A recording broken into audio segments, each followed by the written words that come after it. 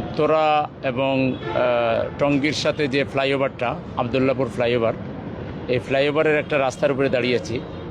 টঙ্গী থেকে আবদুল্লাপুরের দিকে নামার সময় এখানে একটা স্ল্যাবে প্রায় হাঁটু সম পরিমাণ জায়গার গর্ত তৈরি হয়েছিল। এই গর্তটি এবং তার উপরে আরেকটা, এই ফ্লাইওভারের আরেকটা রাস্তায় ঠিক একইভাবে আরও দুইটা জায়গায় গর্ত হয়েছে। এই সামান্য গর্তের জন্য গাড়ি দুই দিক থেকে যাতায়াত বন্ধ, এখন নিচ থেকে যেতে হয়। স্বপ্নের ফ্লাইওভার এবং সেই ফ্লাইওভারে চড়ে মানুষ সহজেই এক প্রান্ত থেকে আরেক প্রান্তে যায়, যাতায়াতটা সংক্ষিপ্ত হয়। কিন্তু এই সামান্য কাজের অভাবে এটা রাস্তা বন্ধ করে রেখে দেওয়া হয়েছে।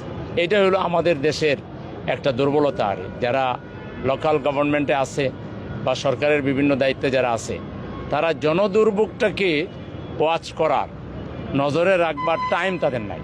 তারা এত ব্যস্ত থাকেন যে কোথায় কি অসুবিধা হচ্ছে এটা তাদের দেখার সুযোগ নেই। আমাকে কালকে একজন ভাই বললেন, আমাদেরই ভাই, যে ভাই আপনি তো জনগণ নিয়ে চিন্তা করেন, আমাদের এই এত সুন্দর ফ্লাইওভারটা এখন গাড়ি ঘোড়ার রাস্তা বন্ধ। আমরা কেন?